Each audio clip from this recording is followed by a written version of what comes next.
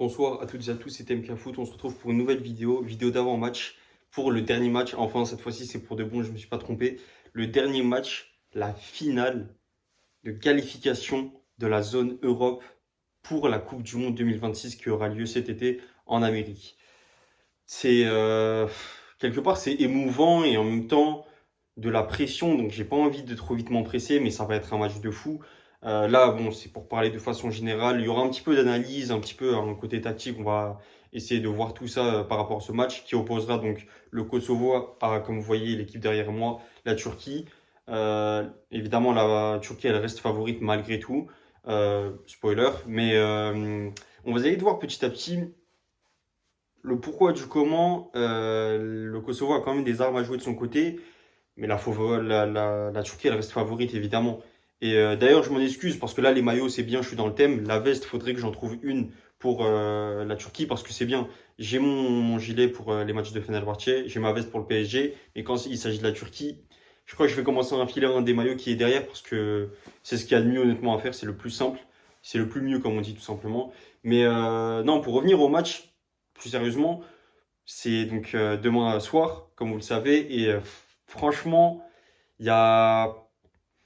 Si on réfléchit juste, allez, rationnellement, déjà je vais parler du dernier match qui a eu lieu pour le Kosovo. On va les introduire petit à petit. Alors le Kosovo, ils ont joué leur match contre la Slovaquie. J'ai pas pu regarder le match, mais j'ai regardé le résumé. Le résumé qui... voilà, on voyait rapidement, brièvement, juste les actions de but, honnêtement. En fait, c'est une compilation de résumés de l'équipe. Ils ont compilé en plusieurs parties. Ils ont d'abord mis ce match-là, ensuite d'autres, des qualifs qu'il y a eu également. Et le Kosovo, déjà, il faut savoir que s'ils se qualifient, ce sera leur première Coupe du Monde de leur histoire, tout simplement, de l'histoire de leur nation. Ils n'ont jamais joué de Coupe du Monde. C'est déjà, ne serait-ce que ça, c'est une stat de fou quand on sait les joueurs qui sont passés par le Kosovo, ne serait-ce que ces dernières années. Pas besoin de remonter à très très loin. Ça, déjà, c'est un truc de fou. Mais en plus de ça, le Kosovo, pour ce match-là, ils vont le jouer à domicile. Le match contre la Turquie et le match contre la Slovaquie, ils l'ont gagné 4 buts à 3. Ça veut dire beaucoup de choses, le fait d'avoir gagné 4 buts à 3. Et comme je vous le dis souvent, c'est difficile d'analyser et d'expliquer des matchs où il y a plus de 4 ou 5 buts. Parce que pour moi, quand ça va au-delà de 4 ou 5 buts, quelque part, j'ai envie de dire que ça va dans l'irrationnel. Soit les joueurs ne respectent pas les consignes tactiques, soit ils les ont pas comprises. Il y a un truc qui fait que ça va au-delà. Là, on n'est plus dans un truc où c'est un entraîneur, il a parlé à ses joueurs, il leur a donné des consignes, il leur a dit, les gars, c'est ça la tactique, appliquez-la, on joue de telle façon, point final. Non, pour moi, ça va. Quand il y a plus de 5 buts, comme je vous le dis, peu importe qui met les buts, comment ça se passe, 5-0, 3-2, 4-1, tous les scores, ça reste la même chose. Au final, quand il y a 5 buts ou plus, souvent quand c'est même plus de 5 buts, pour moi, c'est difficile d'analyser. Un match où il y a 7 buts comme ça, évidemment qu'il y a beaucoup de choses à dire. C'est super intéressant sur les actions de but, les faits de jeu. J'en ai des choses à dire, il y a de la matière, c'est bien. Mais ce sera jamais la même chose qu'un match où il y a 2-0, 3-0. Pour moi, souvent, les matchs où il y a 2-0, 3, enfin 2-3 buts, je veux dire, dans le match, à les 4 buts, ça reste dans la logique. Au-delà, c'est compliqué. Mais par rapport à ce match-là, il y a un truc qu'on remarque très rapidement, c'est les deux buts, les deux premiers buts d'ailleurs que se prennent les Kosovars. Ils se prennent deux buts sur coup de pied arrêté. Et sur les coups de pied arrêtés, tu le remarques vraiment, j'ai regardé plusieurs fois l'action pour pouvoir avoir une vue globale sur tous les joueurs et les analyser un à un. C'est très très calme. Le positionnement, ils sont pas du tout là-dedans. C'est pas bon. Puisque je l'ai analysé vraiment d'un œil extérieur, je me suis pas placé d'un point de vue, on va dire turc, fan turc, mais juste d'un point de vue d'un fan de foot. Et ça m'a énervé parce que si j'étais kosovar, je vois mes joueurs qui sont là à défendre comme ça, je me dis, je serais fou parce que je me dirais, mais attends les mecs, vous êtes censés jouer au football. En fait, la façon dont ils se déplacent, ils sont là à trottiner, faire semblant un petit peu d'aller vers les joueurs et tout, se démarquer, se marquer, les marquer ou peu importe. Tu te dis, mais attends, ils sont flemmards, c'est quoi le délire? Sachant que c'était en première mi-temps, ça faisait quoi? C'était la 20e, la 30e. C'était pas comme si c'est la 85e, mais vas-y, tes joueurs ils sont fatigués, ça se comprend. Je mets des guillemets parce qu'évidemment, c'est un match de qualification à la Coupe du Monde. Il y a très peu de choses qui se comprennent dans ces moments-là. Tu as très peu de moments où tu veux rationaliser les choses et être à froid et te dire, bon, ok, je peux les comprendre, j'accepte, c'est pas si grave. Tout est grave à ce moment-là, tout est grave évidemment. Donc il y a vraiment ce truc-là, le positionnement sur les coups de pied arrêtés en phase défensive, très important en phase défensive. Offensivement, c'est autre chose, mais ça c'était très très compliqué. Par contre, sur les buts que les Kosovars ont mis, il y a une chose que j'ai très très vite remarqué, c'est qu'ils ont énormément d'envie. L'envie, ça fait pas tout, évidemment. On peut avoir de l'envie dans plein de choses dans la vie, mais c'est pas parce que tu as envie de faire des choses que tu peux le faire. Moi, j'ai envie d'être milliardaire. Est-ce que je vais l'être pour autant? Ça, c'est autre chose. Mais ce que je veux dire, c'est que il faut se donner la peine, il faut se donner les moyens. Même si tu as l'envie, tu es motivé, c'est une super bonne chose. Et pour ce genre d'équipe où on va dire, ils ont un effectif amoindri, ils n'ont pas autant de voilà de joueurs et une richesse aussi grande de par les centres de formation, de par la qualité, tout simplement le niveau technique des équipes, qui fait que tu es aussi élevé que par exemple un Brésil, un France, une Angleterre, ce genre de choses. Alors forcément, il faut que tu ailles chercher dans l'envie. Et l'envie, c'est une super bonne chose. Bien que, je le précise, ils ont des joueurs de bonne qualité. Je pense à Aslani, je pense à Muric, je pense à leur gardien Muric, je pense à leur latéral droit, j'ai oublié son nom. Ramani, je ne sais plus si je l'ai cité, leur défenseur central de Napoli. Ils ont des joueurs quand même très bons. Ils ont un milieu de terrain, j'ai oublié son nom, j'arriverai pas à très bien le prononcer. Je crois que ça commence par Rex ou Reb, un truc comme ça. Il y a un X aussi au milieu du nom. Ils ont de vraiment bons joueurs. Je connais pas le 11 par cœur, je vais pas vous mentir là-dessus, mais à toutes les lignes, ils ont au moins un joueur qui est bon, qui joue dans le top 5 des grands championnats européens. Donc déjà ça, c'est un truc de fou. Et comme je l'ai dit, ils ont un bon goal, un très bon goal même, qui est expérimenté, qui a été formé à Manchester City, etc. Muric, qui joue maintenant en Italie. Un très bon numéro 9, Muric, qu'on ne présente plus, qui est d'ailleurs passé par Fenerbahçe.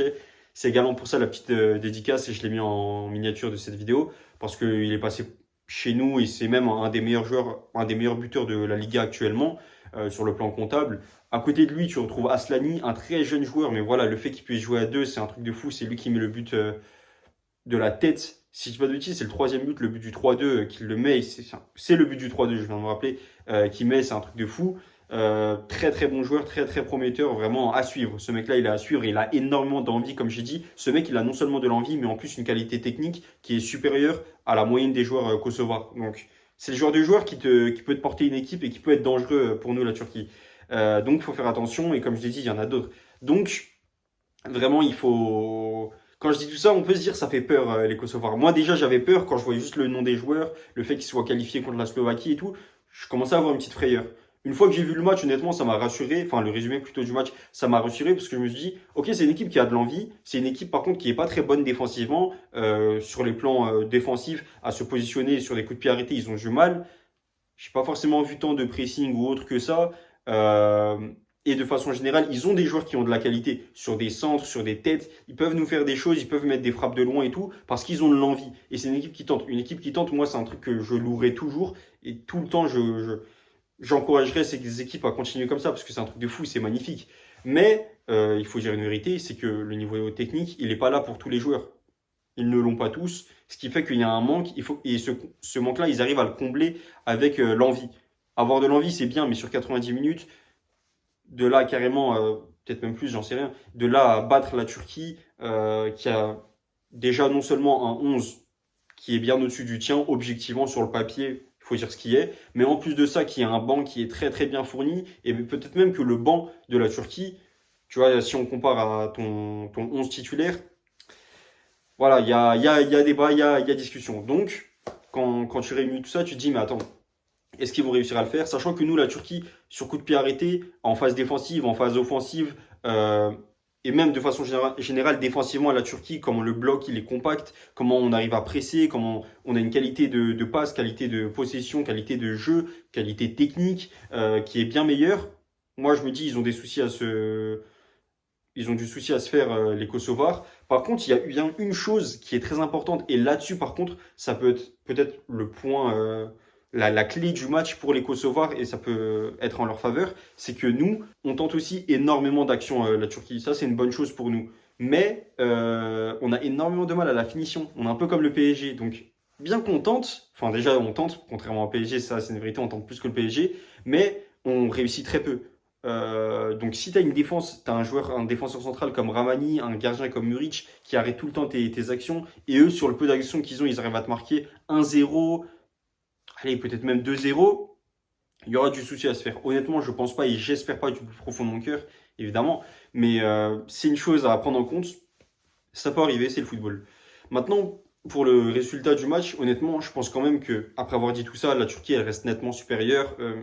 Ils ont de quoi y croire jusqu'au bout, les Kosovars. Et évidemment, pendant le match, moi aussi, je vais trembler, hein. Je fais comme s'ils étaient nuls, mais Les Kosovars, on a du souci à se faire contre eux, c'est normal. Mais je pense quand même que la Turquie, elle va gagner. On gagnera, à mon avis, 1-0 ou 2-0. Allez, peut-être un petit peu de spicy. On va dire 2-1 peut-être pour la Turquie. Mais je pense pas que le Kosovo gagnera ou nous fera nous poser des questions au point que ça puisse aller au tir au but ou autre. Je pense pas, mais bon, de toute façon, on aura la réponse demain soir. En tout cas, merci de m'avoir écouté. C'était MK Foot. On se dit à demain pour ce match et je l'espère une victoire. Encore une fois, comme je l'ai dit, j'espère aussi que j'aurai le sourire à la fin du match, que quand je ferai le débrief, je serai tout souriant, tout content de faire le débrief. Si j'ai l'énergie, honnêtement, et si j'ai le temps, je ferai aussi le débrief du match Congo-Jamaïque parce qu'il m'intéresse énormément. Mais bon, comme il est à 23 h, le match il va se finir assez tard. Je ne sais pas si je pourrais le regarder, etc. Si j'y arrive, je le ferai également. Mais en tout cas, il m'intéresse énormément ce match-là. En tout cas, merci de m'avoir écouté. C'était MK Foot. Et juste petite précision, le match France-Brésil, ouais, je l'avais regardé. Honnêtement, déjà, je l'ai regardé que d'un œil, mais je ne l'ai pas débrief parce que il m'intéressait trop peu le match. Et je trouve qu'il y avait trop peu de matière, même si j'ai vu beaucoup de gens en parler, et tant mieux, mais je trouve qu'il y avait trop peu de matière pour en faire un débrief. Donc j'ai préféré ne rien dire, même si je l'ai regardé le match. Et de toute façon, quand il y aura la Coupe du Monde, on en profitera pour reparler de ce match-là par rapport à la France, de façon générale, son niveau, même le Brésil. Donc on verra ce qu'il en sera. En tout cas, comme je vous l'ai dit, merci de m'avoir écouté. Et on se dit à demain, tout simplement. Bonne soirée. Et bon match à tous, que ce soit les Kosovars, les Turcs, même fans de foot de façon générale. Bonne soirée à tous.